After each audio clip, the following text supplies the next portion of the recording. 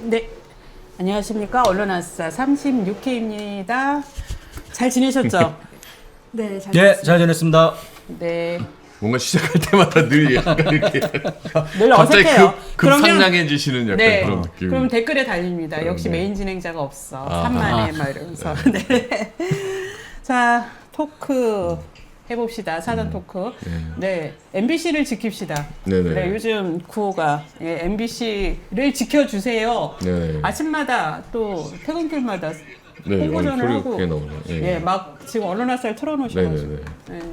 또 아침마다 피켓팅 해요 계속. 예. 그래서 수색역이랑 그 DMC에서 하다가 그걸 계속 이제 아침마다 오신 분들 보실 거니까 좀 못 보신 분들한테도 좀 가보자 그래갖고 그 어제랑 오늘은 홍대 입구역에 가서 피켓팅했어요. 근데 홍대 입구역에 아침에 사람 진짜 많더라고요. 진짜 거기. 많아요. 홍대 입. 예, 그 중간에 환승 하잖아요. 2호선에서 네, 메트로 네. 갈아타고 그 통로에서 이렇게 했거든요. 근데 거기서 뭐 피켓팅 하는 사람이 없을 거 아니에요. 실내에서. 그쵸.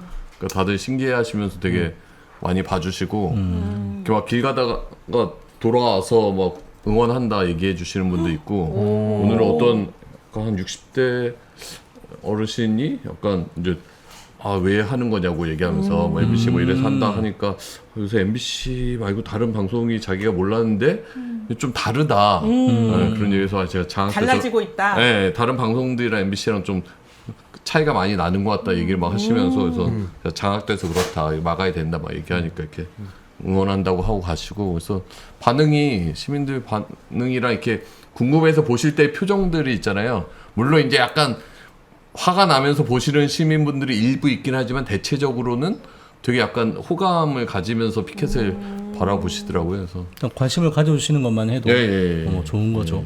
저 되게 그래서 슬픈 이제- 게 댓글 같은 거 보잖아요 최근에. 그럼 KBS 욕 막 TBS 욕 되게 많은데 네. MBC는 항상 응원한다는 얘기가 있더라고요. 되게 힘이 날 것 같다는 네. 생각이 들어서.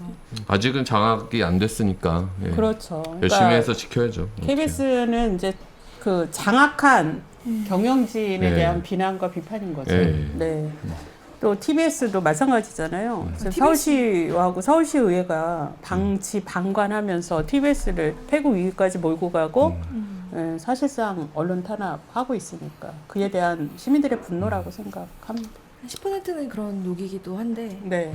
한 절반 정도는 구성원들에 대한 뭐 욕이 어떤 꽤 거요? 있더라고요. TBS에 대해서 근데 욕할 게 있어요? 왜냐하면 김어준 워낙 못 지켰다 뭐 이런 워낙 거 아니에요? 강력한 저 킬러 콘텐츠가 있지 않습니까? 네. 근데 그거를 이제 지키지 못했다는 거에 대한 네. 분노가 네. 여전히 아. 네, 희미해지지가 않더라고요. 네. 그러니까 내부 구성원들이 지키기에는 또 너무 큰 사안이긴 그쵸. 했죠. 예. 아니 결과적으로 나가서 더 커졌잖아요. 그런 의미에서 지켰다 이렇게 주장을 해서요.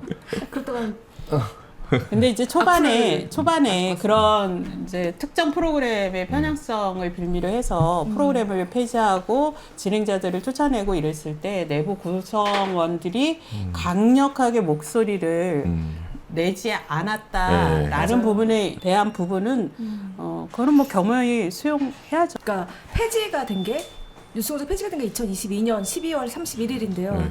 저희가 돈이 끊긴 게 좀 예산이 삭감되기 시작한 게 그 전이에요. 그러다 보니까 돈이 없다 보니까 저희가 컨텐츠 지켜달라는 뭐 멤버십이라든지 그런 캠페인을 되게 많이 했거든요. 예. 그때는 정말 응원 많이 해주시고 우리 컨텐츠 지키고 싶다 이런 기업들은 다 사라지셨는지 저희도 그러니까 지키려고 뭔가 모였는데 네. 지키지 못했다라는 게 그쵸. 좀 크신 거군요. 네, 막상 장악당한 시점부터는 예. 네, 사람들이 많이 떠나고 그러더라고요. 그분들은 다 어디 계실까요? 참 다시 뭔가 일어나면 돌아오시겠죠. 네, 지금 TBS 상황이 지금 어떻습니까? TBS 상황이 지금 굉장히 저희가 지금 우려하던 일이 벌어졌어요. 그러니까 대표가 지금 상황이 어렵고 그러니까 20억 정도 출연금이 남아 있는데 이게 2달 인건비라고 했잖아요. 그래서 저희가 3달을 버티려고 하는데 이제 대표가 주장하는 거는 다 나와라. 그리고 월급을 깎아라. 그리고 깎은 돈은 언제 줄지 모르겠지만 다음에 주겠다라는 거거든요. 그래서 그거에 대해서 동의하는 그런 동의를 해라. 동의하지 않으면 구조조정 대상자다라는 류의 그 임금 계획서를 내세운 거예요. 그래서 저희는 솔직히 3개월을 버틸 충분한 희생을 할 수 있는 그런 마음을 먹고 있었는데 갑자기 그렇게 나오니까 갑자기 해고를 쭉 딱 내세우니까 저희 이제 구성원들은 가뜩이나 지금 되게 힘든데 해고까지 하겠다. 그러니까 네. 동의를 하면 구조조정을 안 하겠다가 돼야 되잖아요. 동의를 안 하면 폐국 안 하고 가겠다는 것도 아닌 거 아니에요? 그렇죠. 이분은 되게 이상한 논리예요. 네. 그러니까 1997년도에 IMF 때 어려웠었잖아요. 그때 근무호기 운동 하지 않았습니까? 그러니까 아직도 그 노동관이 그때로 머물러 있어요. 그러니까 회사가 이렇게 어려우면 월급 반납하고 다 나와서 일을 해야 된다라는 생각이 되게 강해서 무급 휴가제를 적극적으로 도입하는 걸 굉장히 꺼리는 거예요. 왜냐면 그렇게 됐을 경우에는 그럼 뭐 이분도 미션이 TBS 폐국을 재촉하라고 온 건가요? 처음에는 저희 되게 좀 그 대표에 대해서 긍정적으로 생각했거든요. 근데 이분이 6월 1일 날 사실 폐지 조례가 실효됐는데 한 달 전에 오신 거예요. 그러니까 업무 파악도 잘 안 되고 TBS에 대한 히스토리를 잘 모르신 상태에서 그냥 경영 마인드로 오신 거예요. 그러다 보니까 한 30억 정도 벌어오면 되는 거 아니에요? 막 약간 이런 좀 우리가 이해하기 어려운 그런 발언들을 많이 하세요. 저희 상업 광고도 허용 안 되잖아요. 그리고 여러 가지 뭐 출연 기간이라고 해서 저희 여러 가지 그 제한들이 많은데 그런 걸 생각 안 하고 좀 쉽게 던지는 거예요, 말들을. 그리고 임기응변식으로 하루가 다르게 계속 말을 바꾸고 그리고 되게 독단적이고 이런 모습들을 보이다가 이제 정말 마지막에 터진 거는 딱 다 나와 그리고 안 나오면 자르겠어. 그러니까 이게 뭔가 희생을 요구를 하려고 하면 그러면 우리가 희생해서 이제 급여를 줄이고 뭐 하면은 살아날 수 있다라는 뭔가 희망을 줘야 될 거 아니에요. 지금 당연합니다. 폐국은 정해져 있는데 그 사이에 또 뭘 네. 급여까지 깎고 안 하면 그 사이에 또 해고하겠다는 거는 뭐 어차피 두세 달 뒤에 지금 폐국 되냐 마냐 이러고 있는데 맞습니다. 네. 저희 운명이 어떻게 될지 모르는 상황에서 그 비상 경영 안에 그러면 우리가 만약에 이렇게 하면 나의 계획은 뭐야? 네. 그러니까 우리 같이 버티자라는 게 없어요.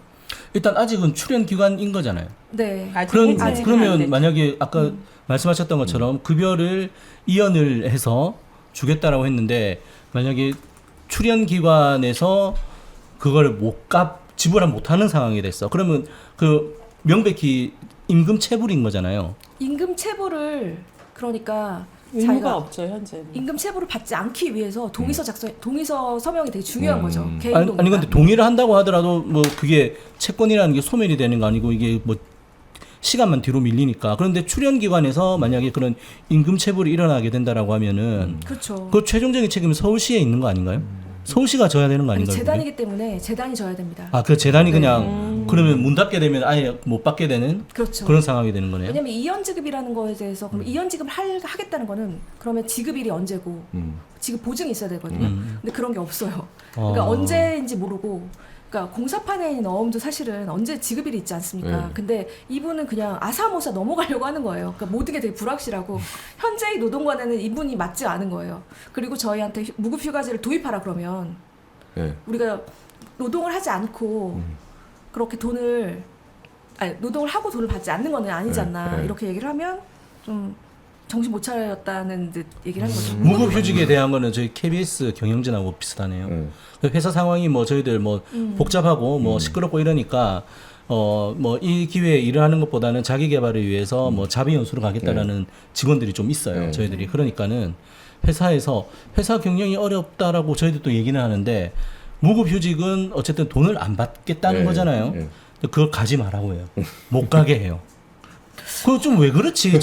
저희들도 이해가 안 돼 가지고. 네. 무급휴직 하려면은 인사위원회 같은 걸 열어야 되는 아니요, 거 그런 아니에요? 것도 없죠. 원래는 이제 그러니까 휴직을 받아주는 건 회사의 권한으로 되어 있어요. 그러니까 육아휴직이라든지 이렇게 법적으로 할 수 있는 거는 법적으로 할 수 있는 건 당연히 해주겠지만 뭐 자비 연수를 간다든지 뭐 이런 부분들은 휴직 신청을 해서 갈 수가 있는데 회사가 가지 마라 하고 해가지고 사람들이 이건 뭐지 회사 어렵다는데 그래서 인건비 줄이기 위해서 내 잠시 빠져 있겠다고 하는데 왜 못 가게 하지 이러면서 안에서 고통을 당하라는 거죠.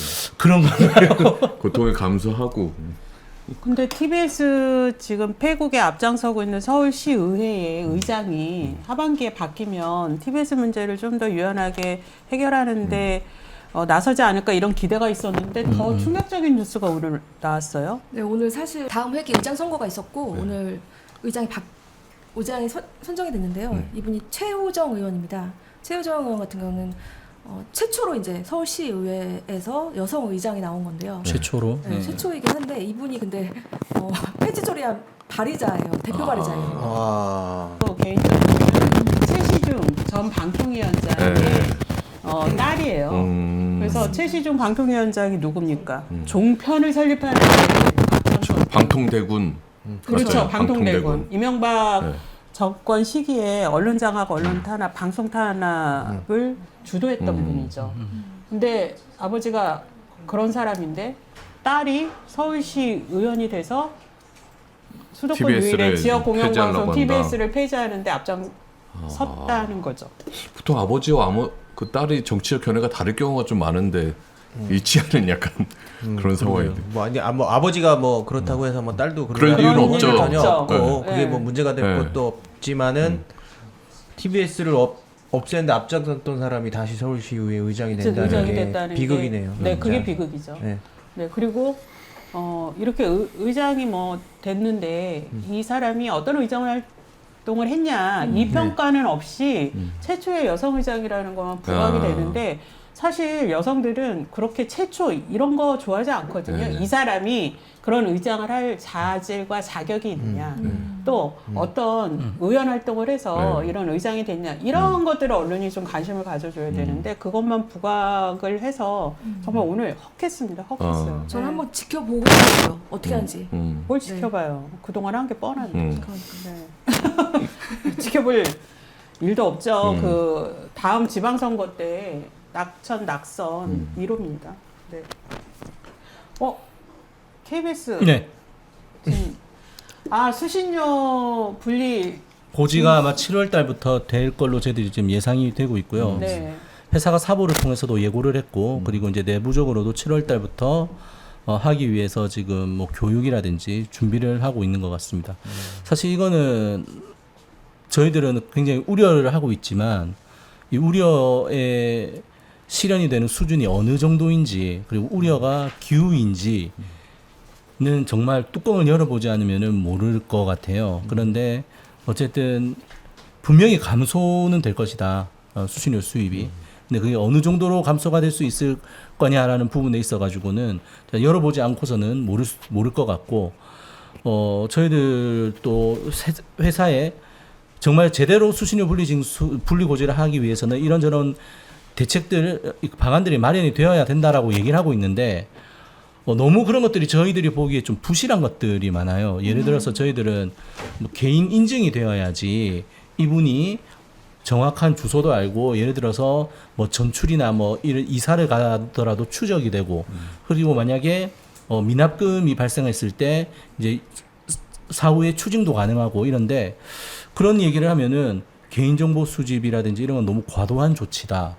회사가 뭐 이런 식으로 얘기를 하고 있어가지고 정말 회사가 어떤 식의 준비를 제대로 하고 있는 건지에 대해서는 여전히 조금 의문이 큰 상황입니다 지금. 네.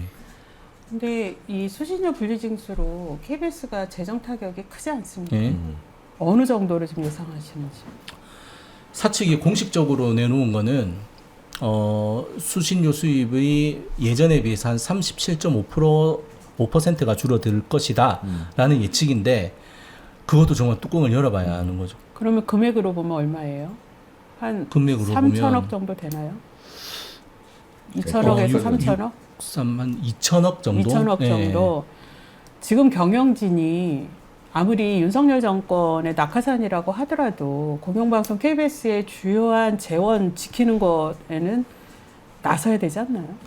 그래서 저희들이 이제 계속 얘기했던 게 그 헌법재판소에서 전임 집행부에서 이것이 일어났을 경우에 생길 수 있는 공영방송의 재원의 부족함, 그리고 현장에서 겪을 수 있는 혼란에 대해서 공개 변론을 요청을 했었단 말이죠. 그래서 후임 집행부도 이것에 대해서 공개 변론을 열어서 여러 가지 문제되는 지점들에 대해서 충분히 재판부에도 설득을 하고 시민들한테도 알게끔 해야 되는데 전혀 그런 걸 하지 않았단 말이죠. 그래서 저희들이 너무 대응을 하지 않는다, 무엇을 하느냐라고 하니까는 이제 다 끝나고 나서 하는 얘기가, 아니 우리는 들어와서 재판부에 보충 자료 13개 면의 보충 자료를 냈어라는 거예요. 그 13장짜리 냈다고 하는 건데 그게 다였고, 그리고 저희들이 얘기를 몇 번 드렸지만 수신료 판결 나는 날 사장은 제주도에 가서 푸른 밤 아래에서 여흥을 즐겼다는 그런 처분이 없는 것. 그게 뭐 지금 경영진이 수신료에 대한 태도를 그대로 드러내는 것 같아요. 그러니까 경영진이 자기 회사의 수입이 한 해에 막 2천억씩 떨어질 수 있는 위기이면 이거 어떻게 하면 타개해볼까 극복할까 엄청 완전히 노력을 해도 모자랄 판인데 뭔가 즐기고 있는 것 같아요 오히려. 네. 그러니까 KBS의 재정이 어려워지게 만들고 이 재정이 어려워진 걸 갖고 내부 뭐 구조조정이나 이런 거에 무기로 삼고. 근데 이게 보면요, 역대 저희가 보수 정권, 뭐 그다음에 뭐 보수 정권 아닌 정권 이렇게 들어선 거 보는데 이게 역대 낙하산들이 경영진 오면은 대부분 경영 성적은 초라해지고, 그다음에 시청률이라든지 또는 시민들의 뭐 신뢰도나 이런 평가들은 또 떨어지고 이러거든요. 이번에 지금 그 각 방송사 뉴스 평가 최근에 발표된 거에서 보니까 KBS가 5위로 신뢰도가 떨어졌어요. 작년에 YTN하고 같이 2위였었는데 네. 올해 이제 5위로 떨어졌죠. 네. 네, 떨어졌고. 너무 슬프다. 제가 2002년에 작가를 시작했거든요.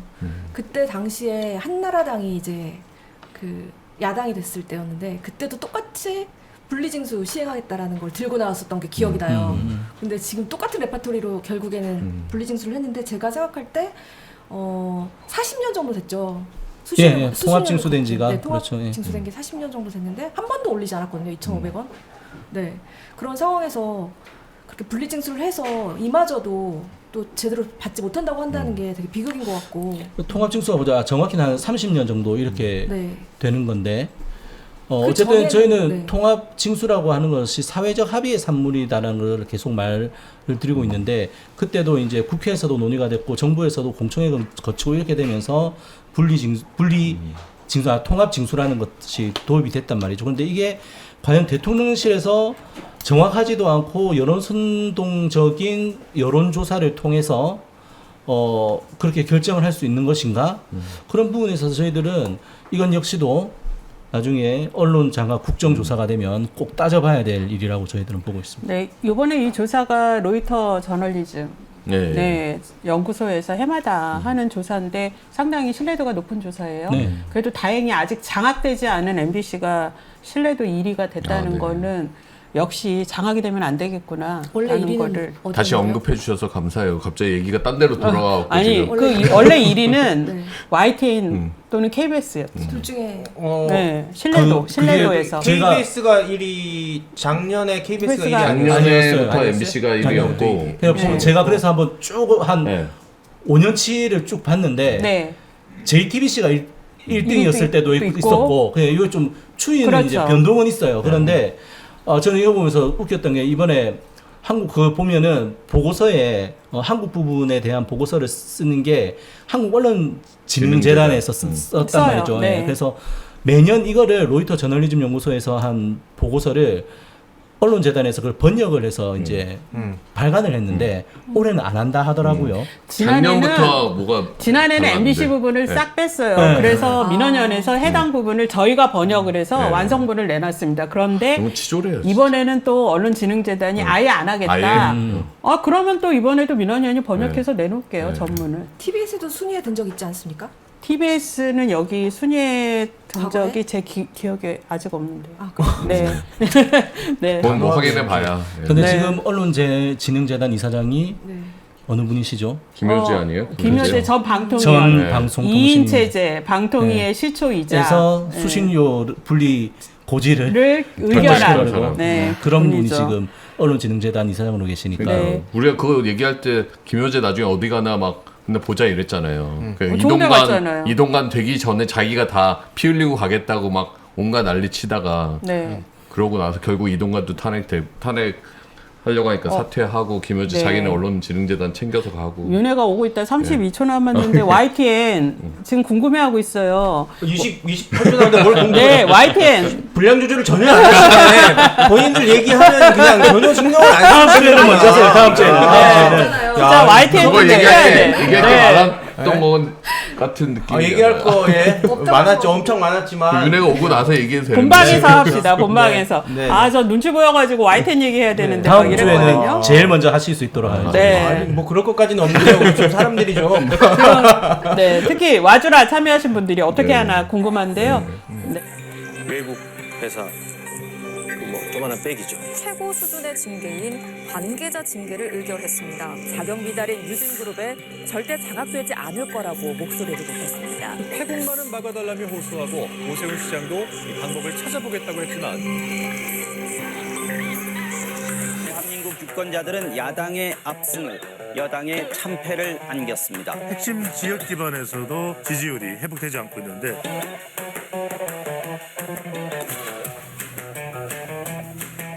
이 뭔 개소리야! 방송 3법을 다시 추진해야 한다고 목소리를 높였습니다. 누구 하셨습니까?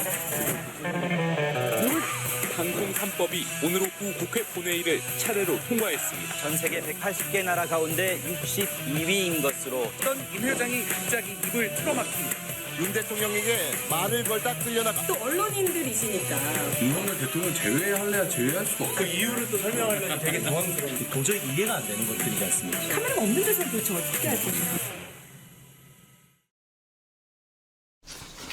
시민이 언론의 인싸가 되는 그날까지 언론화서 시작합니다. 저 오윤혜가 돌아왔고요. 우리 옆에 시민이 처자님 네. 반갑습니다. 반갑습니다. 네. 그리고 각자 또 정식으로 짧고 굵게 소개해 주시죠.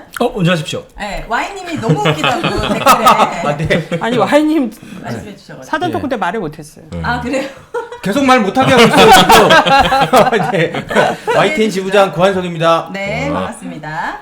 TBS 지부장 송지연입니다. 네, 반갑습니다. 예, 언론노조 MBC 본부장 이호찬입니다. 네, 반갑습니다. 네, KBS 본부장 박상현입니다. 네, 반갑습니다. 네, 민원연 사무처장 신미희입니다. 또 한다고요, 소개를? 두 번이나? 아, 네, 알겠습니다. 반갑습니다. 네, 요거 얘기할까요? 시즌4 중간 평가 겸 오늘 이제 뒤풀이가 있다는 얘기를 들었습니다. 네. 이거 보안인데. 시작하자마자 갑자기 뒤풀이. 아니, 대본에 이거 왜 넣으신 거예요? 이거 대회비 1급인데. 아, 진짜 쓸게 없으시죠? 언론에서 회식에는 오윤혜 씨 꼭 참석하는 이유가 있나 이 질문이 있었는데 네. 제가 이 회식에 정말 유일하게 참석하는 프로인데 감사합니다. 영광. 최근 가장 후회되는 것 중에 하나가 이거. 이유가 왜요? 사실 이유는 있는데 이유는 네. 뒤풀이 때 제가 말씀드리도록 하겠습니다. 아니 근데 처음에 저희 뒤풀이하고 그럴 때 네. 이렇게 말 많고 뒤풀이에서까지 회의하는데 처음 맞아요. 봤다. 이렇게 재미없는데 처음 봤다. 회의하면서도 이분들은 그 뒤풀이하면서도 이분들은 다 일 얘기만 하더라고요. 그게 너무 흥미로웠고 재미있어가지고 참석을 하게 됐습니다. 네. 오늘 큼티가 다 모였잖아요. 네. 댓글에도 큼티 분들 다 모이는 게 너무 좋다. 그래요? 혹시 오늘 한 두 분 정도 두 분 정도? 네, 정확하게 누구인지 두 분 정도 두 분. 남겨주셨는데 오늘 네. 큼티 분들 다 모이니까 끝까지 함께 해주시길 바라겠습니다. 자, 오늘 메인 토크 시작해보도록 합니다. 방송 3법 저지에 나선 윤석열의 애완견들입니다. 요즘 애완견이라는 단어가 이슈인 것 같아요. 네. 네, 좀 반려동물도 많이 키우다 보니까 애완견이라는 단어가 이슈인데 자, 주제를 시작하기 전에 이재명의 언론은 애완견이라는 발언으로 국민의힘이 이때다 싶어가지고 아주 공세의 수위를 높이고 있습니다. 다들 이 발언 어떻게 들으셨는지 궁금합니다. 와. 아니요. 애완견이 맞다 이렇게 느끼신 건가? 아 저는 그러면 네. 윤혜님이 어떻게 들었는지 궁금해요. 먼저. 전 못 들었거든요. 지금 약간 반려견 얘기하는 게 지금 이거 처음 던진 얘기. 아니 못 들었는데 네, 너무 언론에 많이 나오는 거예요 기사에. 그러니까 처음에 그런 발언이 있는지 몰랐는데. 아예 몰랐는데 언론에 이슈가 많이 되니까 저는 딱 그걸 보고 도둑이 재발저리는 도둑이 재발저리는 언론사들이 많구나 이런 생각했습니다. 아니 근데 검찰 말만 그대로 받았으면 애완견 맞죠. 그게 근데 그 하필 개라는 말을 붙여가지고 기분이 상당히 좀 불쾌한 측면이 있죠. 언론 종사자로서. 네. 그게 보통 뭐 애완견, 감시견 이렇게 하는 게 그 저널리즘 학술 용어잖아요. 그렇죠. 원래는 언론의 본연의 역할을 예. 감시견, 워치독이라고 하죠. 그러니까 개가 멍멍 짖고 하니까 그 정권 권력의 잘못을 보고서는 시민들에게 마음껏 지져주어라 그렇게 해가지고 감시견이라는 거를 붙인 건데 근데 이제 또 반대 랩독 그래가지고 무릎팍에 올려놓고 이렇게 가지고 노는 애완견 역할을 하면 안 된다 그래서 애완견이라고 하는데 여튼간에 개라고 해서 여튼 뭐 기분이 나쁜 건 맞죠. 한데 검찰 말만 받았으면 그건 애완견 맞다고 봐요. 근데 감시견이라고 할 땐 전혀 기분 나빠하지 않거든요. 왜냐면 그러게요. 감시견도 개인데. 근데 개 말고 뭐 호랑이. 아니, 그러니까 개 자체에 부정은 없어요. 다만 그 역할에 대한 부분인 것 같아요. 애완견 이러면 정말 정권에 딸랑딸랑하는 그런 언론이구나 이런 것 때문에 그런 것 같은데 저는 사실 그 언론이 제 역할 못하면 애완견 같다라는 얘기는 수도 없이 해왔거든요. 근데 이번에 왜 그렇게 논란이 될까? 그거는 이제 이 발언을 한 사람이 이번 그 민주당의 이재명 대표다였기 때문에 예, 저는 그래서 더 그렇게 언론들이 예, 더 난리였다 이렇게 생각을 해요. 근데 저는 처음에 딱 들었을 때는 이재명 대표 입장에서 굳이 왜 이렇게 이야기할까? 가뜩이나 지금 자신의 여론 지형이 기울었다라고 생각하는데 앞에 이제 그 검찰 재판 가다가 한 얘기였나? 재판 결과에 대한 얘기. 여기 있는 여러분들 거의 이제 모든 기자를 다 지칭을 해서 애완견이라고 이야기를 한 거거든요. 그럼 결국 이재명 대표한테 이 기사가 곱게 나갈까? 약간 그런 생각이 들더라고요. 그래서 그 이재명 대표는 뭘 노리고 이렇게 이야기를 했을까? 그러니까 아마 거기서 좀, 그러니까 뭐 일부 언론이라든지 검찰 얘기를 받아 쓰는 뭐 언론이라든지 이렇게 좀 특정해 줬으면 좋았을 것 같은데 여러분들이라고 칭하면서 검찰을 다 여러분들이 모든 언론들이 다 검찰을 그대로 받아 쓴다. 이건 애완견 이런 뭐가 다르냐?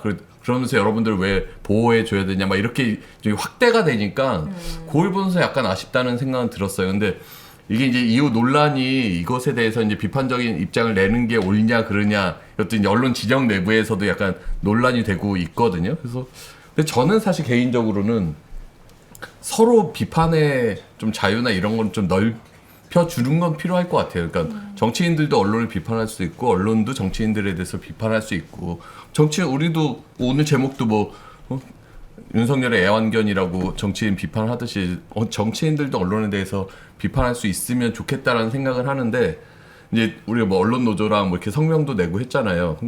또 언론 노조 입장에서는 이 15,000 조합원들을 애완견으로 만들어버린 셈이 되니까 또 여기서는 또 가만히 있기가 어려웠던 것 같아요. 기자협회도 그렇고 방송기자연합회도 그렇고 그래서 약간 서로 입장 차이 아닌가? 저는 제일 아이러니했던 게 기자들이 가장 피해를 볼 수 있었던 뭐 방송국 기자들의 압수수색이라든지 그런 부분에 있어서는 생각보다 조용히 넘어갔어요. 뭐 MBC 전용기 배제라든지 뭐 그런 논란에 대해서 조용히 넘어갔는데 이 애완견 발언에서는 많은 언론들이 들고 일어나는 것을 봤을 때 그때 저는 좀 아이러니했거든요. 네.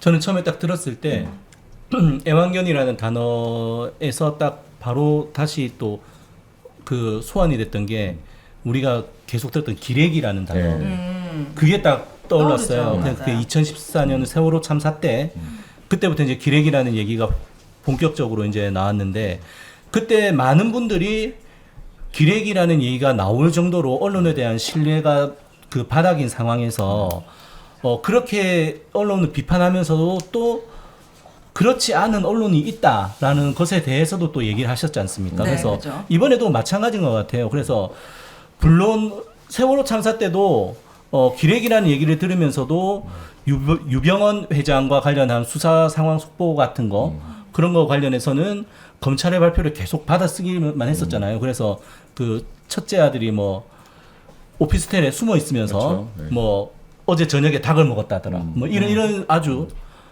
정보로서의 가치도 무의미한 것까지 받아쓰기 하면서 방송했던 것들이 여전히 좀 벗어나지 못하는 한 단면이었다. 저는 좀 그런 생각도 들고 그게 더 회자가 됐던 것들이 이번에 이재명 대표의 말뿐만이 아니라 그거를 또 확대 재생산을 하면서 더 좀 성질을 긁었다고 해야 되나요? 그렇게 하셨던 분들이 계셨어요. 그래서 사실 저희들도 이제 출근을 하고 나서 이제 저희들 내부에서도 이재명 대표보다 그 사람이 더 선을 넘는 거 아니냐. 누구죠 그 사람이? 뭐 그런 분들이 좀 있었습니다. 그래서 참 이게 양문석 의원 얘기죠, 양문석 의원. 그렇죠. 예. 그래서 정당한 비판이라든지 이런 거는 괜찮은데 이런 것들을 또 뭐 그런 얘기가 나왔을 때 이재명 대표가 했던 얘기의 취지 이런 것들에 대해서도 사람들이 모르진 않을 거잖아요. 그러면 그런 것들을 좀 냉정하게 얘기를 해줘야 되는데 양문석 의원 같은 경우에는 뭐 애완견이란 말도 아깝다고 했던가요? 기대기에서 좀 더 애완견에 대한 모욕이다. 더 잘 봐준 거 아니냐. 그렇죠. 와인이라는 식으로 뭐 그런 식으로 얘기를 하니까 근데 사람들이 특정 직군을 싸잡아서 비하하는 거는 아마 기레기가 유일하지 않을까 싶어요. 이게 예전에는 검사들을 검세라고 이렇게 좀 비하한 적이 있었어요. 노무현 대통령 전 대통령이 그 검사들과의 대화한 이후에 근데 이후로는 검사라고는 잘 안 하더라고요. 근데 경찰 경찰. 지금은 똥검. 아 그래요? 예. 경찰 그렇게 단호한 표정으로 이렇게 하시니까 네. 경찰은 뭐라고 하는데? 아 짭새. 견찰. 아, 짭새. 아니 견찰. 그거는 뭐 그냥 경찰도 은어 견찰. 수준이고.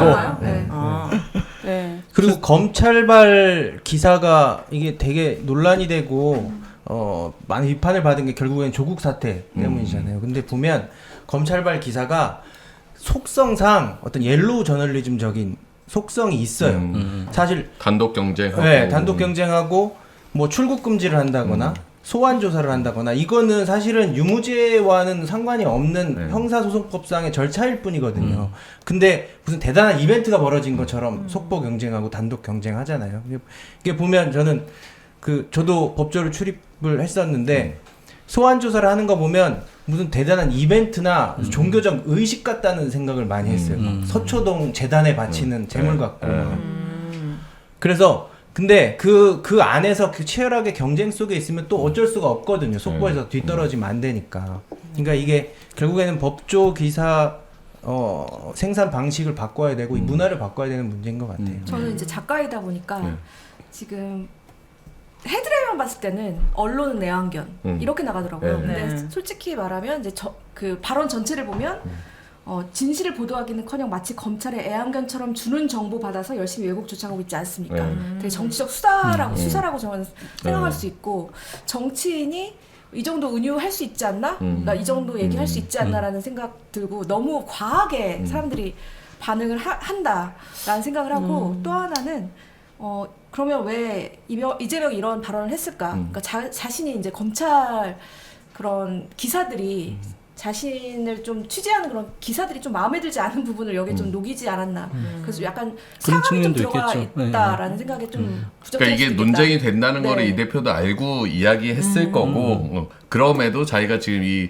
대북송금 사건 보도에 있어서 너무 일방적으로 당하고 있다. 이걸 뭔가 좀 주의 환기를 시키고 싶은 생각이 있었던 것 같아요. 근데 어쨌든 이게 좀 논란이 되고 나서 이 대표도 자기 이제 페북에다가 어제 이제 일부 언론에 대해서 이야기한 건데 이게 이제 전체 언론에 대해서 얘기한 것에 대해서는 유감이다. 근데 다만 지금까지 이 언론 보도에 대한 문제점에 대한 인식은 언론인들도 했으면 좋겠다. 이렇게 남겼거든요. 저는 윤혜님이 아까 말씀하신 도둑이 재발절이다. 이게 인상적인데요. 사실 이번 요 상황을 보면서 언론들이 진짜 들불같이 한 목소리를 냈잖아요. 맞아요. 그런데 윤석열 정권이 그렇게 언론 탄압을 하고 장악을 하고 무도하게 폭주할 때 KBS가 그렇게 장악되고 MBC가 그렇게 심의 탄압받고 TBS가 이유도 알 수 없이 지금 문을 닫아 쳐지고 YTN이 그렇게 불법 승인 방통위가 불법 승인을 해서 대주주가 저질 자본으로 바뀌고 이런 것에 대해서 언론이 이렇게 들불처럼 일어났느냐.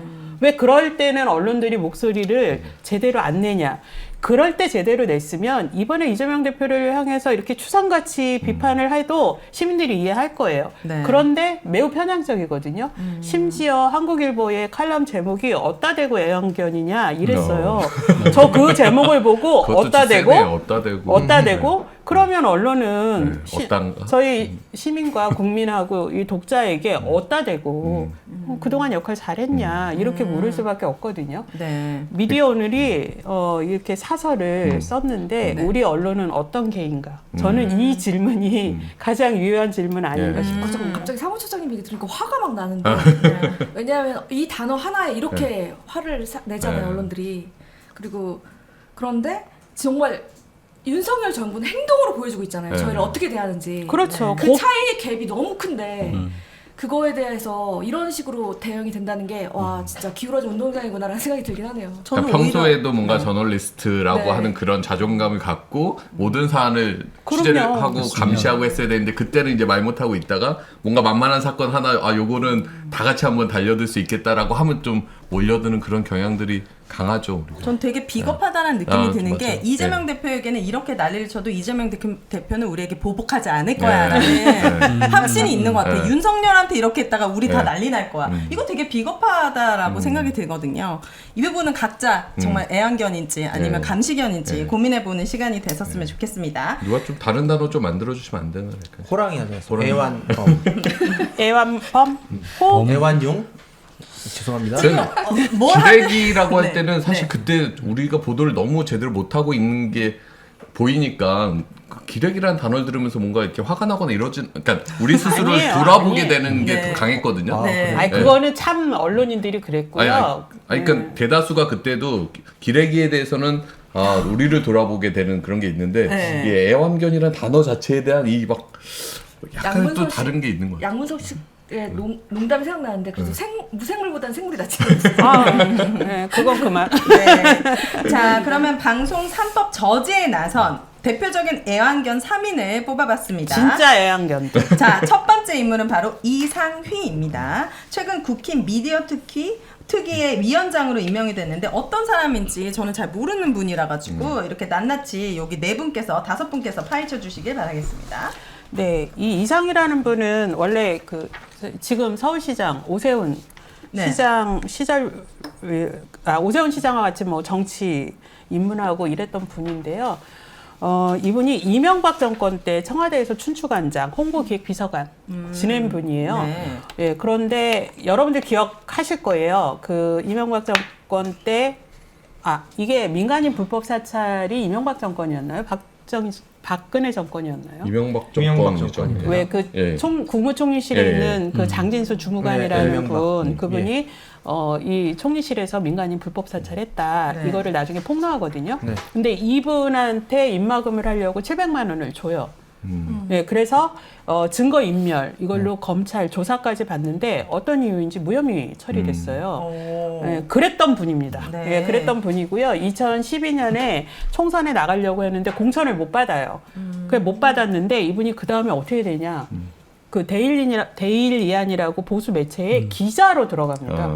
청와대에서 비서관까지 한 분이 기자로 들어가는데 본인이 공천을 못 받은 이유가 비박계라는 이유였거든요. 그래서 박근혜 인수위원회 출입 기자로 박근혜 그 당시 대통령 당선자를 취재하는 이런 또 재미있는 풍경도 있는데 네. 사실 비서관까지 한 사람이 현직 기자로 가는 거는 상상도 좀 하기 어렵잖아요.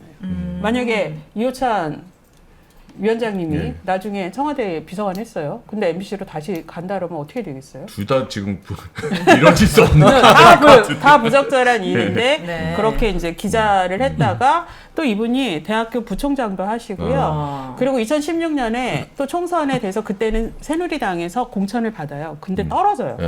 그러고는 어떻게 되냐면 새누리당 대변인이 됩니다. 그러고 2017년에 세명대 교수로 가시고 저희 라디오 진행자도 하시고 2021년 방송통신심의원이 되십니다.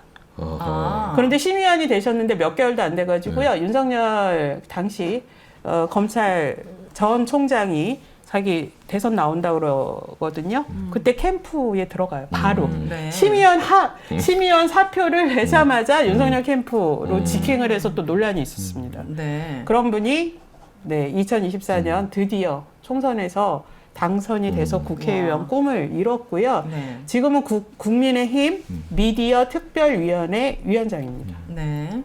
그러니까 여기가 MB 때 춘추관장 하고 네. 홍보기획 기획 비서관인가 비서관 하고. 했을 네. 거예요. 비서관까지. 그래서 정치인이 기자로 갔다가 다시 정치로 갔다가 방심위원을 했다가 바로 방심위원이 부적절하게 대선 캠프로 직행을 했다가 정말 카멜레온이죠. 이건 뭐예요? 포항시 행사에서 공무원 질책하고 이분이 장녀 결혼식에 단체 문자 발송하고. 이분이 이번에 이제 당선자 신분 때 네. 그 포항시의 어떤 행사에 갔는데 본인의 축사를 누락을 했대요. 네. 그래가지고 해당 공무원을 불러가지고요. 의전 제대로 못했다고 엄청 질책을 했다고 그러는데 자기는 그냥 확인만 하려고 그랬던 거다. 그래서 확인을 호되게 하는 모양이에요. 그래서 각 그 지역 언론에서 지금 당선자 신분인데 웬 갑질이냐 이 기사가 났고요. 또 그 본인 큰딸이 결혼을 하는데 시민 다수에게 단체 문자를 보냅니다. 결혼한다. 축하해주고 싶었나 봐요. 그런데 나중에 이게 논란이 되니까 뭐라 그랬냐면 원래 시민들에겐 가야 될 문자가 아니고 자기 지인들한테 보낼 게 잘못 갔다. 이렇게 해명을 해서 국회의원 되기 전부터 갑질 논란을 일으켰던 당사자죠. 네. 이 미디어 특위는 가방이랑은 다른 곳이에요? 어떤 다른 곳이에요? 곳이죠. 이건 당 조직이에요. 그러면 당 조직. 민주당 안에서도 이런 미디어 관련된 또 특위가 따로 있는 특위, 거예요? 뭐 언론 특위 있고 뭐 여러 가지 특위는 있어요. 특위는 있고. 네, 특별위원회도 있고 이번에 민주당은 언론개혁 TF라고 별도 TF를 만들었죠. 이름이 다르군요. 이 미디어 특위 위원장이 그 전에 김장겸 아니었나? 헷갈린다. 있었나요? 김장겸은 가짜 뉴스 무슨 근절 대책위원회. 무슨 거긴 했는데 이게 새로 만든 건 약간 헷갈리는데 하여튼 이전부터 미디어 특위가 계속 이 국민의힘의 어떤 방송 장악 이슈에 약간 돌격대 같은 역할 계속해서 문제 제기하고 내부에서 뭐 삼노조가 성명 쓰면 그거 국회로 다시 확산시키고 서로 이제 주고받고 뭐 내부 삼노조 거기 국민의힘의 미디어 특위 공원연 이렇게 하면 서로 주고받으면서 이제 이슈 확산시키려고 노력했던 그 조직이거든요. 그래서 저는 이 사람이 그러니까 김장겸이 차라리 1인자 아닌가? 약간 그 생각이 들기도 했어요. 근데 김장겸 의원이 직접 뭔가 미디어 특위 위원장을 하면 거기가 이제 이명박근혜 시절 MBC를 망친 장본인 이렇게 프레이밍이 돼 있는데 그게 좀 부담스러웠던 거 아닌가 그 생각이 좀 들더라고요. 그래서 그러니까 실세는 김장겸이고 실세는 김장겸 아닌가? 그리고 이게 제가 저번주에 보여드렸나? 이게 국민의힘이 얼마 전에 연석회의 하면서 이제 방송 장악에 대한 자기 Q&A를 만든 거예요. 근데 이제 1번이 정말 말도 안 되게 뭐 보수 정권 시절에 KBS, MBC가 보수 편향적인 방송을 했다는 사례가 하나라도 있다면 대보라.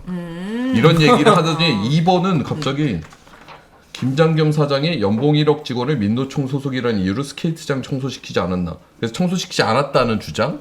3번이 김장겸 의원은 노조법 위반으로 유죄 판결을 받지 않았나. 받았는데 아니 방송장악 Q&A인데 1번 끝나고 2번 김장겸, 3번 김장겸. 그러니까 7개 문안 중에 2개를 김장겸에 대한 변호를 위해서 이걸 만든 거예요. 그래서 김장겸 말빨이 아직도 이 미디어 특위 내에서는 제일 센 건가? 그래서 이 상황을 그냥 근데 자기들 또 김장겸이 전면에 나섰을 때 가질 수 있는 뭐 위험이나 논란에 대해서는 또 충분히 알고 있다라고밖에 볼 수 없네요. 되게 약간 황당한 Q&A 자료였어요. 자, 그럼 국힘이 방송 3법을 공영방송 장악법이다 이렇게 주장하는 근거가 뭐예요? 뭐 때문에 반대하는 거예요? 그러니까 공영방송 장악법이라고 하는 게 이 공영방송들의 이사진 구성을 방송사 내부 뭐 직원들 그다음에 시민사회단체 이렇게 다채롭게 해서 국민들이 결국에는 공영방송의 사장을 뽑겠다는 게 그 법의 핵심이잖아요. 근데 이게 민주당 방송 만들려는 거다. 또 뭐 민주노총 언론노조가 장악하려고 하는 거다. 이런 식으로 프레임을 씌워서 공격하는 거죠. 결국에는 본인들이 자리를 잃을까봐 거기에 대해서 저항하고 거부하는 거라고 저는 봐요. 근데 저는 이상이라는 사람을 잘 몰랐는데 출연하려고 검색을 해보니까 이분이 시인으로 등단도 하고요. 그리고 젊었을 때 기자로 출발을 안 했더라고요. 동방그룹이라는 데에서 셀러리맨을 했대요. 근데 거기서 하다가 친구한테 1억 1,000만 원을 빌려줬어요. 그리고 그걸 떼인 거예요. 그래서 1억 1,000만 원을 갚으려고 그렇게 고생을 많이 했답니다. 근데 그러면서 사람들을 만나고 사람들에게서 희망을 찾았대요. 그래서 사람들의 도움을 받아서 그래서 책을 썼어요. 나는 마지막 희망을 사람에게 걸었다. 사람에게? 네, 사람에게 걸었다. 그러니까 이분이 그게 시 제목이에요? 그 책 제목이에요. 그러니까 이분이 저는 보면서 인간이라는 갑자기 철학적으로 얘기하면 갑자기 인간이라는 존재가 참 다면적이다. 이런 그렇게 어떤 인생에 대한 뭐 철학을 가지고 있고 뭐 글을 쓰고 등단까지 했던 사람인데 지금은 또 이런 궤변을 쏟아내고 네. 있잖아요. 아니 이분은 뭐 국민의힘 사람들에게서 희망을 찾겠죠. 그리고 책을 아니, 다 제가- 읽어보시고 그 생각을 얘기해 주세요. 제목은 그러니까, 그럴듯한데. 아니 굳이 안 네. 읽으셔도 될 것 같은데. 그래서 이상희 의원이 네. 어제 MBC 그 뉴스회전 2시에 출연을 했었거든요. 네. 그걸 제가 조금 몇 개 준비해 왔는데 한번 보시죠. 한 발언들인가요? 예, 예. 이상희 의원이. 또 뭐라 하셨어요? 충직으로 보니까 21명이 이사진을 하지만은 네. 엄밀하게 국힘 입장으로서 숫자를 분석해 본 결과 네. 17대 4 정도로 야권이 유리하더라. 야권에. 네, 야권 많이 유리하더라. 근데 뭐 그 학회라든지 그 시청자위원회라든지 이런 분들이 야당에서 뭐 야당과 더 가까운 분들만 들어가 있지는 않을 거 아니에요? 네, 그렇죠. 뭐 네. 그것을 일일이 네. 다 물어볼 수는 네. 없습니다만은 통념적으로 네. 지금까지 해왔던 어떤 레코드라 그런 것을 봤을 때 우리는 이거는 굉장히 민주당이 가지고 있는 상당히 업무적인 부분이다 이렇게 봅니다. 자 하나 읽어드릴까요? 네, 네. 추천단체 보면요. 방송학회, 언론학회, 지역 언론학회 있습니다. 이 3대 학회 모두 다가 민노총 언론노조가 주도했던 KBS, MBC 불법 파업에 주도했던 그런 사람들입니다. 이게 외에도 많이 있어요. 근데 언론이 본질상 권력이 되게 강합니다. 근데 제일 약한 게 어디냐? 자본입니다. 그렇지 않습니까? 오히려? 네. 그죠? 네. 거기에 대해서 예속되어서 검역에 대해서 휘둘린다는 이런 비판을 많이 받고 있습니다. 제가 왜 굳이 이 말씀을 드리냐 그러면은 경영권에 있어서 네. 방송적 이해 관계자들이 경영권을 장악하게 되면은 과연 이게 자본으로부터 독립이 될 것인가에 대한 부분을 우리가 봐야 되는 거예요. 가장 본질적이고 핵심적인 겁니다. 네. 그래서 BBC나 NHK 등등을 네. 보면은 네. 방송 이사회 구성 자체가 방송 구성원이 크게 없어요. 경영을 전문으로 하는 사람들이 되어 있습니다. 그거 왜 그렇겠습니까? 자본으로부터 독립을 시켜주고 거기서부터 자유롭게 해야만이 네, 네. 소위 이야기하는 저널리즘이 나올 수 있다는 겁니다. 저는 진짜 말도 안 되는 개변인데 저런 게 이제 개소리인데.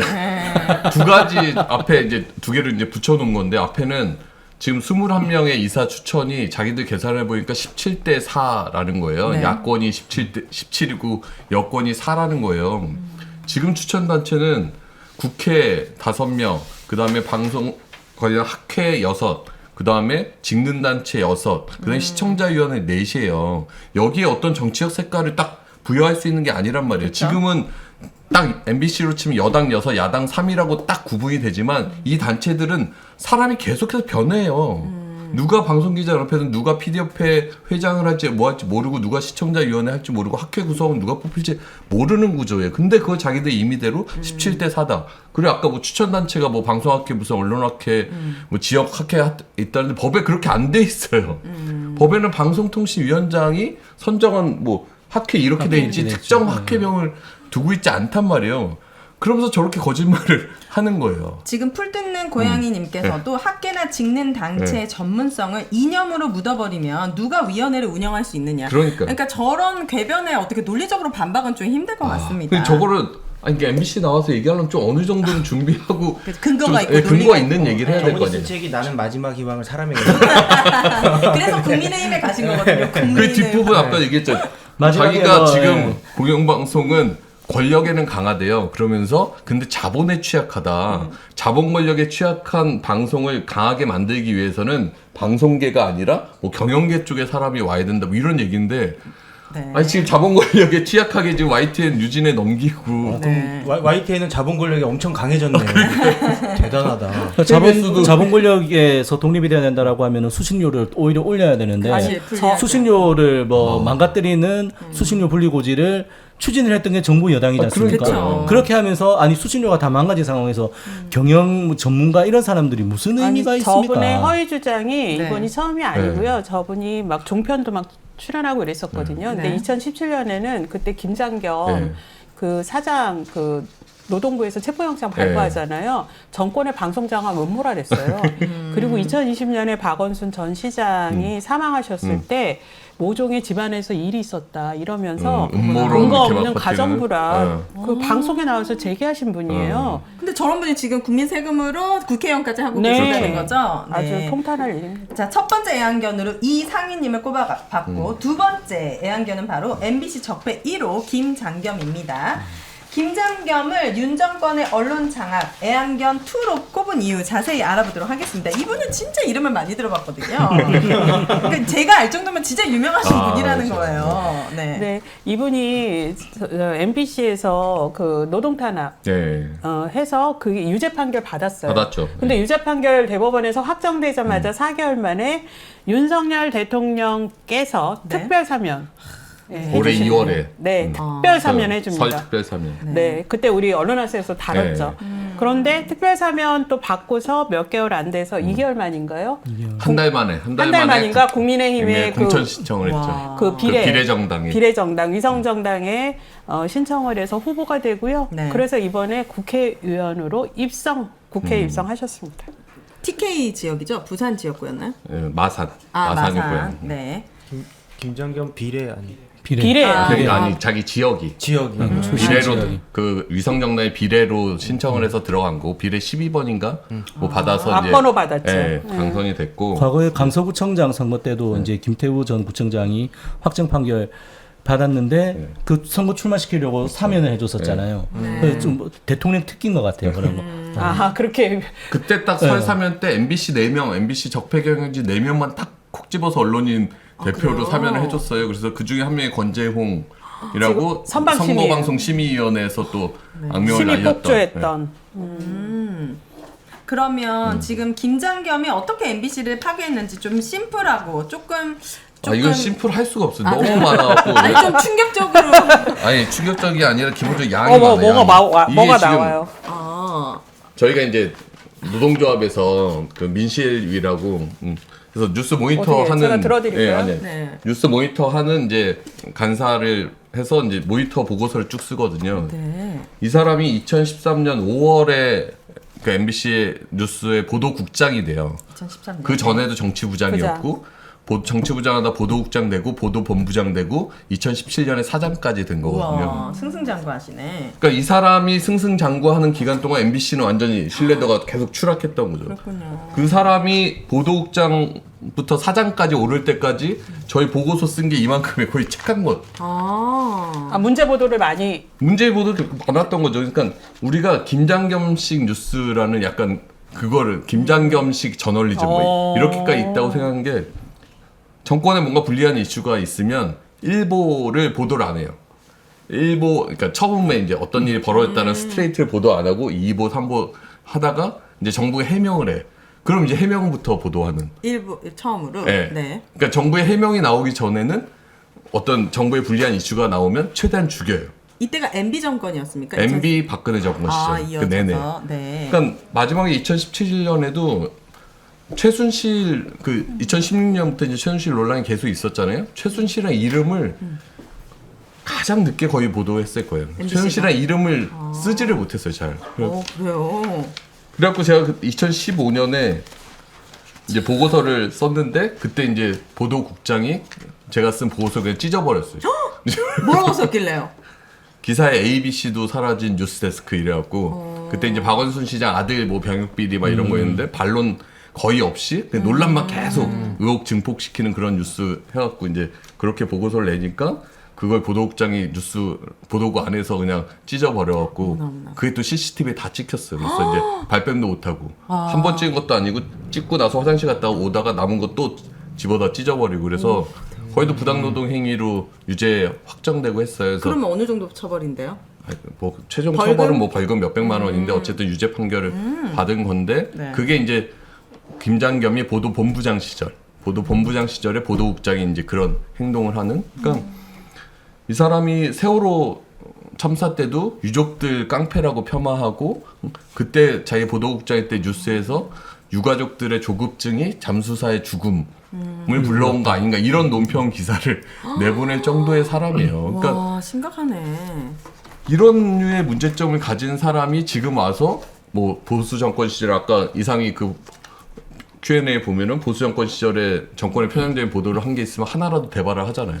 이게 다 증거거든요. 그렇네요. 이건 뭐죠? 증거 여기 있습니다. 노란색 언론 장악 백서. 네, 이명박 박근혜 당시에 언론 탄압을 모은 사례입니다. 네. 대표적으로 뭐 하나만 세월호가 되게 많았을 것 같고. 네, 또 뭐가 있나요? 좀 얇은데 이거는? 아니 그래도 다 있습니다. 아 많네요. 네, 여러 가지가. 하나씩 많아요. 네. 이제 댓글로 이 풀 뜯는 고양이 분이 명언을 많이 남겨주셔서 네네. 제가 소개를 많이 합니다. 이름이 되게 김장겸이 멋있는 것 같아요. 무덤에서 기어 나올지 꿈에도 생각 못했어요. 관에 못을 다 박았다고 생각했는데 말이죠.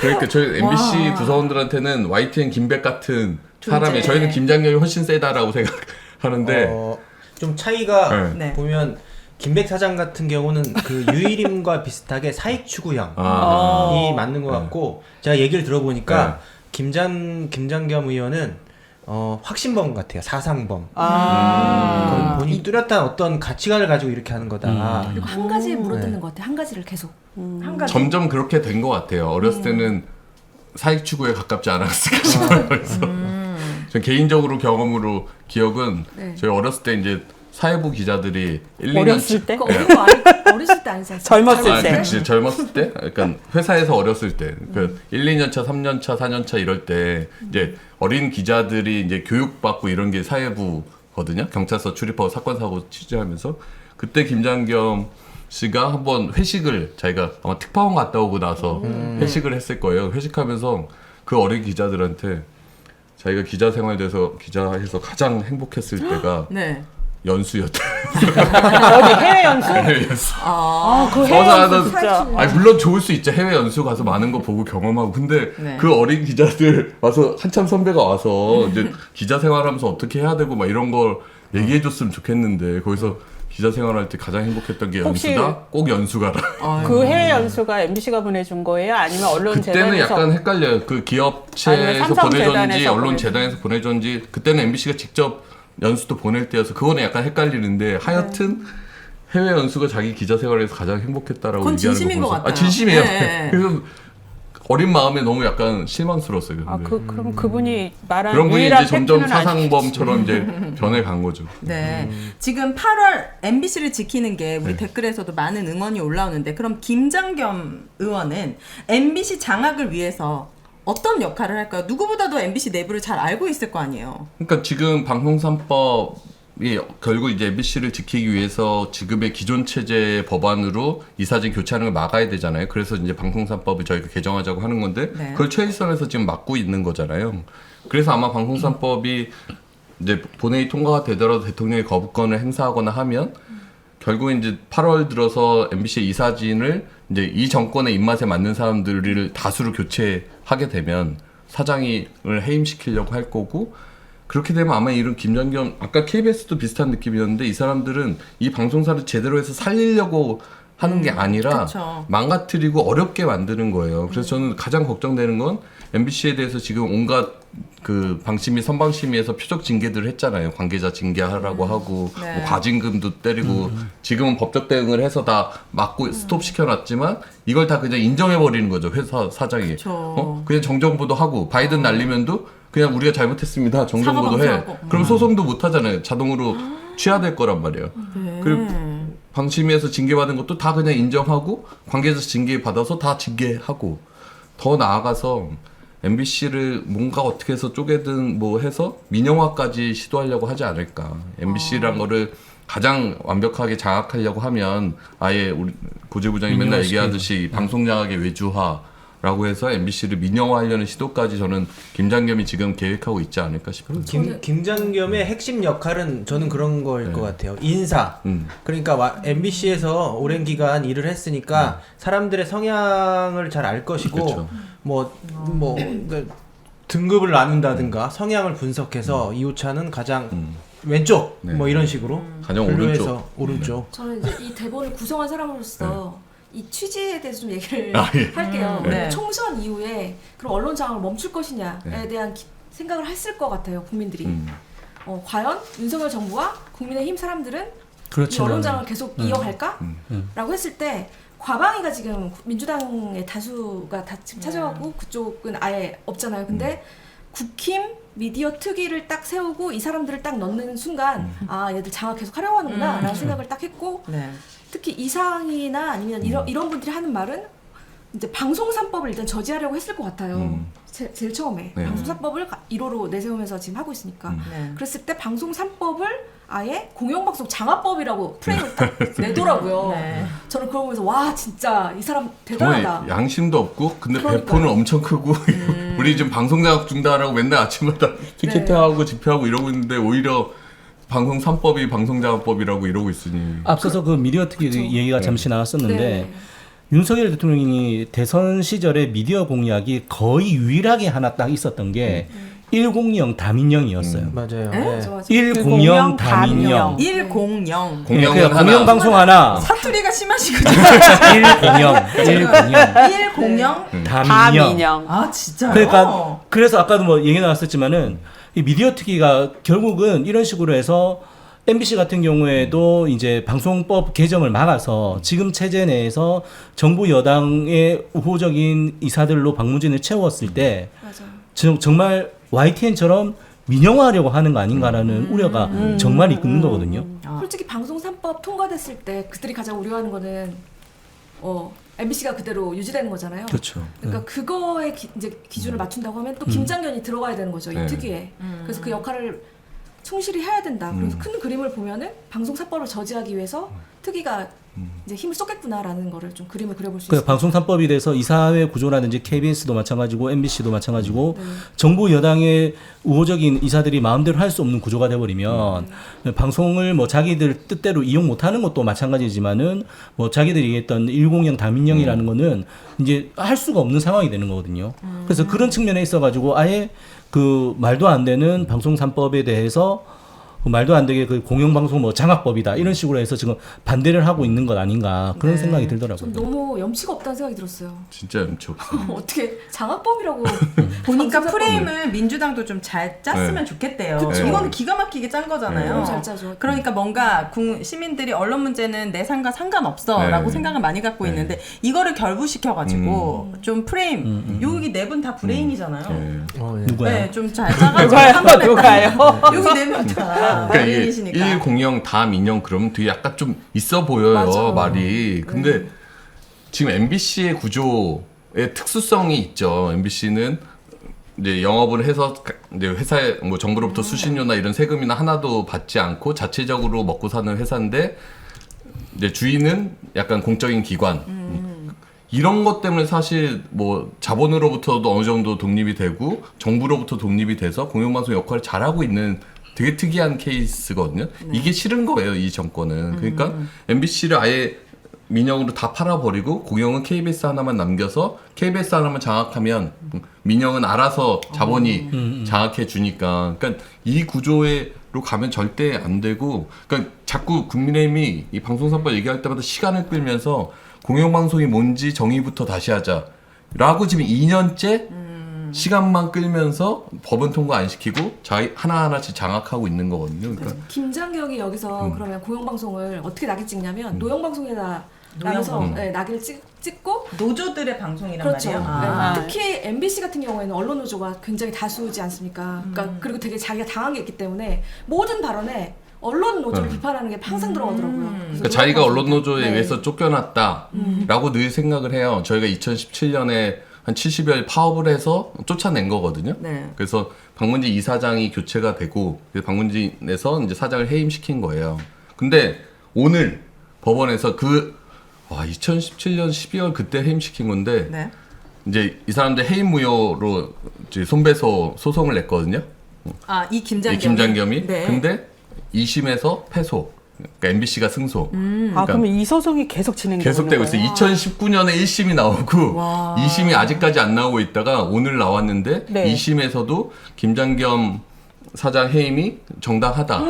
이런 판단이 나온 거예요. 그러니까 이 사람이 겉으로는 자꾸 뭐 MBC 마치 언론 노조가 정권이랑 해서 뭘 쫓아낸 것처럼 이야기하지만 법원 판결에서도 그 해임이 정당했다라고 판단을 하고 있는 거거든요. 네. 그런 건 자기 얘기 안 하죠, 잘. 여기서 얘기하면 되죠. 네. 다 프레임 만들어가지고. 네. 이재명이 이제 애완견 발언을 딱 하자마자 네. 딱 이분이 페이스북에 딱 올렸어요. 과연 언론 노조는 네. 여기에 뭐라고 말할 것인가?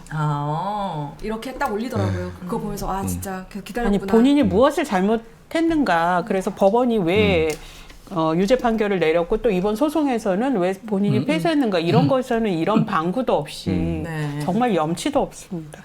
자, 마지막 세 번째 윤석열의 애완견은 이번 총선에 아주 큰 역할을 했죠. 선방심위원이었던 최초호 씨입니다.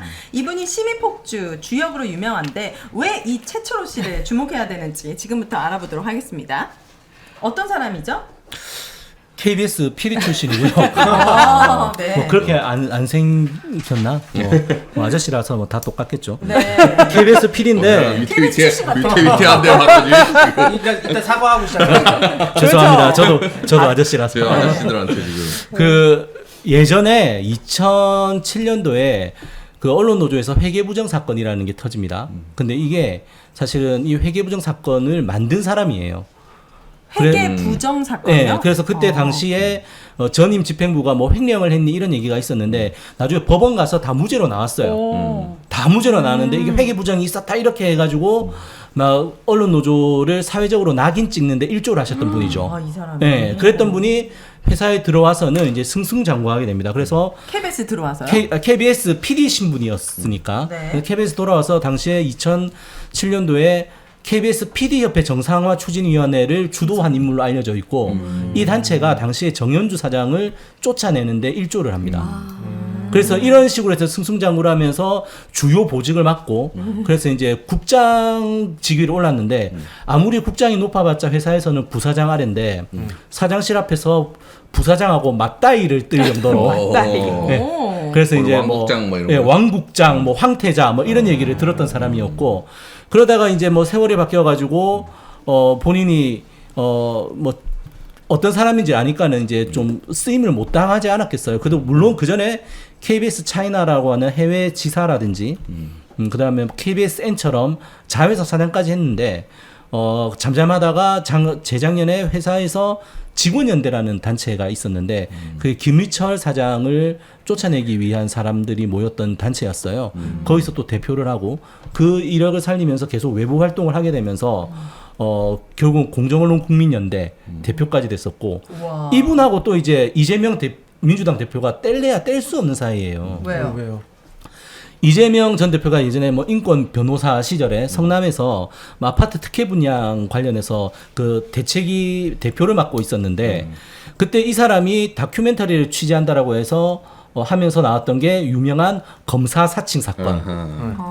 검사 사칭 사건으로 해가지고 당시 성남시장에게 검사를 사칭했다 해서 2명 다 기소가 됐는데 이재명 대표는 당시에 그래서 150만 원 벌금을 받았고 최초로 씨는 선고유예 판결을 받았어요.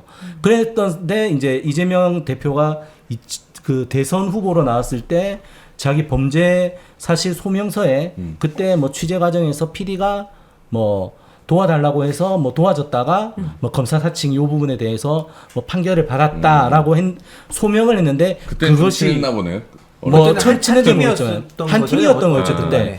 그게 거짓말이다. 뭐 자기를 도와준 게 아니라 그 자기는 이재명 후보가 시키는 대로 한 거지. 뭐 이런 식의 뭐 얘기가 있어가지고 이 사람이 자기가 굉장히 아닌 척하지만은 가장 편향적이었던 게 우리 대통령 선거가 재작년 3월 9일이었지 않습니까? 재작년 3월 9일이었는데 대선이 일어나기 5일 전에 3월 4일에 기자회견을 자청을 해서 그때는 KBS PD 신분이었어요.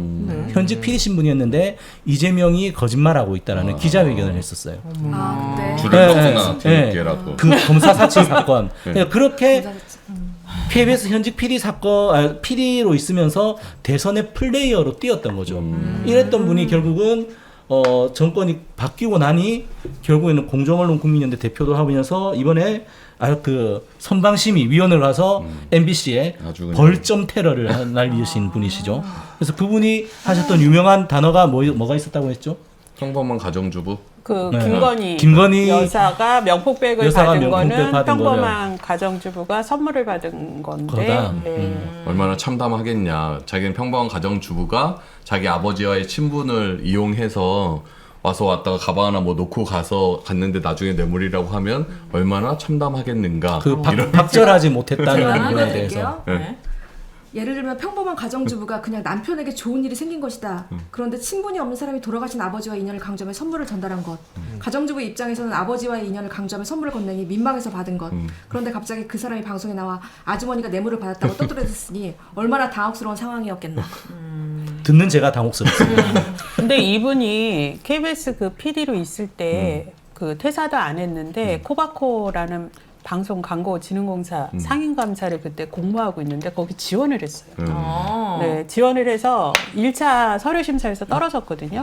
근데 자기를 의도적으로 그 인사위원들이 떨어뜨렸다고 하면서 막 그 사내 게시판에다가 그 당일 심사가 있던 당일 저녁에 소상하게 올려요. 그런데 그 심사 정보가 어떻게 그렇게 밖으로 알려져서 본인 당사자가 올렸는지도 문제지만 그때 그분이 저격한 사람이 저거든요. 네, 아주 실명으로 네, 신미민원연 사무처장이 주도를 해서 자기를 떨어뜨렸다고. 그분은 자격이 안 돼서 떨어진 거지 어떻게 제가 혼자서 5명의 심사위원 중에 혼자서 떨어뜨리겠습니까? 근데 그분은 어떻게 KBS 공영방송의 PD로 있는데 다른 데에 그렇게 공모하는 공공기관에 지원을 할 수 있는지 그것도 저는 그때 너무 의아했어요. 그때 안식년이어가지고 아마 되면은 사표를 쓰고 갈 생각이었던 것 같아요. 거기 지원하려면 KBS를 사표를 쓰고 해야 이게 그러니까 윤리적으로도 맞죠. 순서는 그게 맞는데 이제 결국 아까 그 말씀하셨던 게 이게 확신범이냐 사익이냐 뭐 사익 추구냐라고 하는데 결국 이 사람들은 사익 추구를 하기 위해서 확신범이 되는 사람들인 것 같아요. 네. 사익 추구를 위한 근데 방법 이분이 맞네. 지금 선거방송 심의위원 하면서 이번 시청자 미디어 재단이라는 또 공공기관이 있는데 거기 이사장 공모를 하고 있거든요. 임기가 만료돼서 거기도 또 지원하셨잖아요. 그래서 현재 내정된 상태라는 거예요. 네. 근데 2월이나 3월에 벌써 이분이 인사검증까지 통과가 됐는데 거기 이사장 지금 임기가 끝났는데도 계속 임명을 안 하고 있는 이유가 여러 구설에 오르고 있는데 이분이 선방심의에서 그 심의폭주 활약을 하기 위해서 안 갔다라는 설도 있고 뭐 좀 가지. 좀 가지? 그러면 심의폭주 덜 했을까요? 저는 이분은 되게 엄히 다스려야 될 것 같습니다. 엄히? 왜냐면 예. 왜냐면 이번 총선에 개입을 했는데 선거 개입이죠. 선거 개입을 사실상 했고 그 다음에 그거를 방송 심의를 가지고서 이렇게 한 상황은 정말 저는 되게 큰 사안이라고 생각하거든요. 네. 그러니까 이 사람이 또 신속 심의 이런 것도 네. 되게 많이 제안해갖고 순서를 앞당겨갖고 막 먼저 심의하고 그 이종섭 전 장관 그 출국 금지하고 뭐 런종섭 난리 나고 그 사실 선거에서 국민들이 되게 관심 가졌던 이슈잖아요. 그 MBC 보도하고 이러면서 논란됐던 사안을 순서를 앞당겨서 선거 전에 회의를 하려고 신속심의 제안하고 그래서 앞당겨서 회의하고 이랬던 거예요. 그러니까 사실상 그 순서까지 바꿔서 선거 전에 MBC가 이종섭 관련 보도를 축소하게 만들기 위해서 개입한 거죠. 이분은 성방심위 회의 중에 또 이런 발언도 했네요. MBC는 민주당의 하청 방송사. 그러니까 대놓고 네. MBC는 민주당 하청 방송이라고 생각하는 사람, 국민 전체적인 스펙트럼으로 보면 일부 저 오른쪽에 계신 분들이 그렇게 생각하실 수 있겠죠.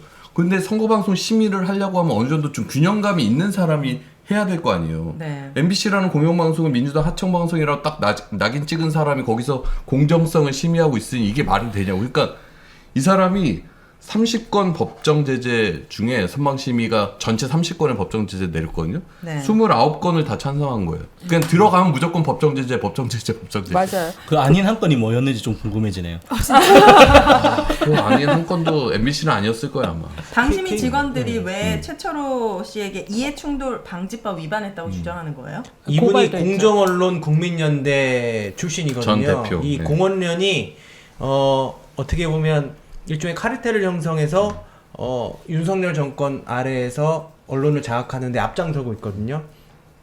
그런데 이분이 공언련 출신인데 선방심의에 들어갔잖아요. 네. 선방심의에 지난 총선에 정당 그다음에 단체. 시민단체에서 민원을 제기했는데 그 100%를 공언련과 국민의힘에서 했어요. 아, 100%. 네. 쉽지 그러니까 않은데, 그냥 거칠게 얘기하면 공언련에서 문제 제기하고 공언련 출신인 최철호 씨가 심의하고 심의하고. 뭐 이런 식으로 한 거예요. 그러니까 이것이 이해 충돌이다. 이렇게 회의에서 해가지고 문제가 된 거고요. 삼노조가 전날 성명 내면 삼노조 성명 가져와서 여기에 이런 문제가 있으니 심의하자, 신속 심의하자, 순서 바꿔서 심의하고. 그러니까 그러니까 다 자기들이 짜고 치는 고스톱이었던 그래서 거죠. 지금 고발이 됐죠. 방심위 지부 노조에서 고발을 했어요. 이해충돌 권익위에 아마 신고했죠. 예, 방지법 위반인데 조사하라. 네. 저 진짜 국정조사 이거 반드시 조사해야 된다고 생각합니다. 선거 개입. 네. 네. 다음 주면은 누구 나오신다고 했더라? 유명한 최민희 과방위원장 네. 나오시니까 궁금한 것들 다 여쭤보시고 국정조사 어떻게 이루어지는지 이런 과정들도 여쭤보시면 좋을 것 같습니다.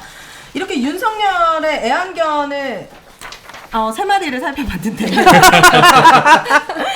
제가 딱 듣다 보니까 공통점이 한 3개 정도 있는 것 같아요. 보니까 다들 승승장구했어. 자존심이 엄청난 것 같고, 두 번째는 프레임이 다 자기 고백에 가까운 프레임이 많았던 것 같아요. 그리고 마지막은 never die. 이 사람들 죽지 않아. 네버 다이. 네, 그래서 이 세 개. 대단하시네. 부럽는데. 그 세 가지를 찍어내시. 그리고 또 하나 있어요. 노조를 너무 싫어해. 증오해.